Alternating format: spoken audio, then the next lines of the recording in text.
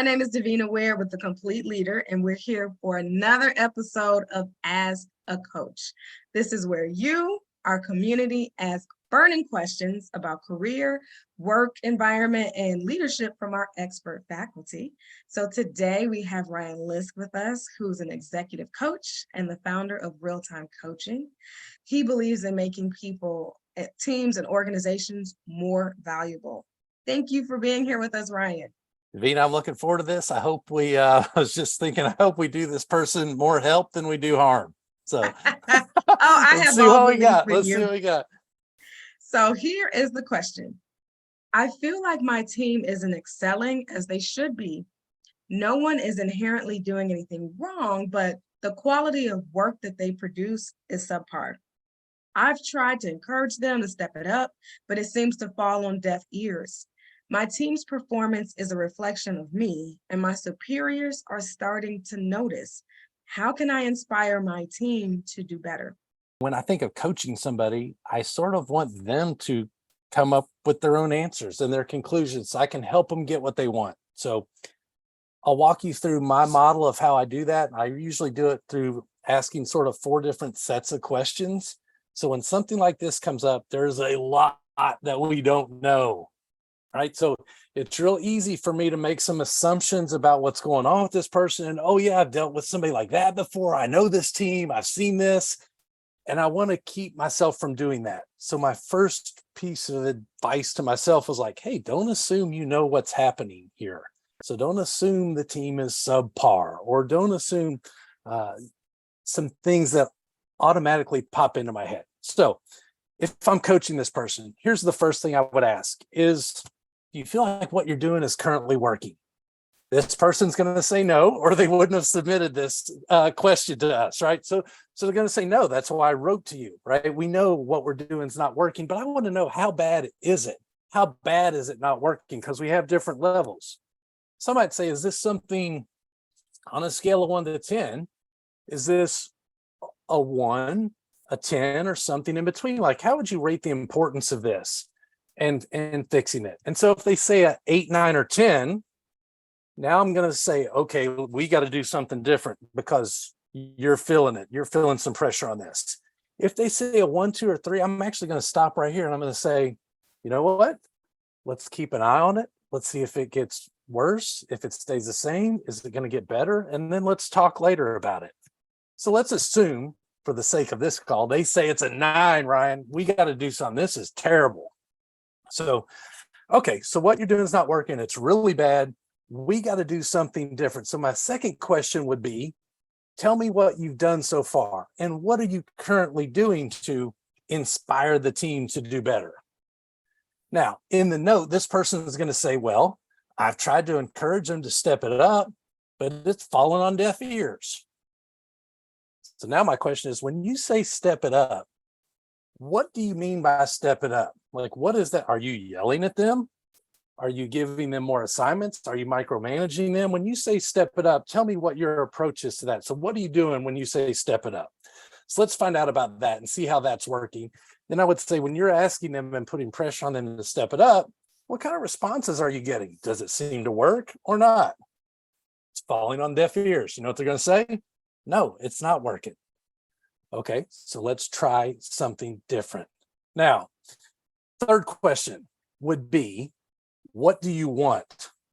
Now, this one's going to be kind of tricky. So the want question can be, it sounds really easy. Well, what I want is my team to be inspired. I want them to do better. I want them to do above par work. I think we said they're doing subpar work.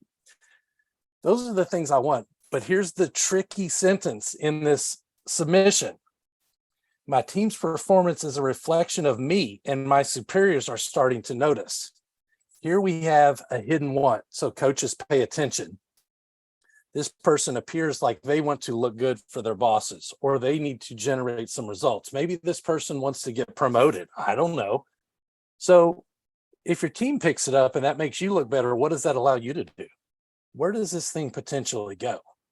So I would want to talk to this person about what they really want when the team steps it up. What does that get you? So I actually get them a little bit selfish. Like, let's get selfish with this. Like, if you were really hitting on this thing, where could you go? That's going to uncover some real wants. Then finally, the other thing I might do to sort of like tip this person's scales a little bit, I might say something like, okay, I hear they're not doing this, they're not doing that. It's deaf ears, them. What are you doing that's keeping them from being inspired? So now I got to put you in this movie, right? I see everybody else as actors in here, but you're in here too. So what's the role that you're playing? And what are you doing that's demotivating the group? This person's not going to like that question, right? But this is what they're going to have to answer because they're doing something. So whether it's you don't know the pulse of your team, you're not taking your team's temperature, you're not staying in touch, you're just demanding, you're giving them, we don't know anything about this person's style. So I would like to know some more about that. So then we talked about, is what you're doing currently working? No. What are you currently doing? They're going to tell me a laundry list of things they're doing that's working, not working. What do you really want from this? And then finally, what's your plan? So the fourth question is going to be, what is your plan? And so I would leave it like, all right, we talked about this. You told me you're going to try some one-on-ones and try to get some feedback from what's really happening and why they're not stepping it up. So you've come up with some ideas. So I'm asking, what could you do next? What are you willing to do? What are you willing to try? The one thing I won't take is somebody that says to me, I've tried everything. There's nothing I can do. Don't use that language with me. That's not what we're going for. There's always something else you can do. So we want to get a plan. And when we get a plan, they're going to try something. We can come back and hear how it's going, right? So I could have jumped in and told you like, hey, here's some inspirational techniques. You should show them some videos, inspirational videos. That'll get them fired up. I don't really think that's like good advice in this particular case. I think this person needs to kind of uncover more of what they're doing, their role in it. Is it really even a big deal at all, or is it not that big a deal? And then what could you try differently going forward, and get yourself a plan together? So for me, when I'm doing true coaching, I'm really doing a lot more diagnosis and getting to the root of the issues with this particular person, using those 4 questions of, is what you're doing working, and how bad is it? What are you currently doing to get things where you want them? What actions are you taking?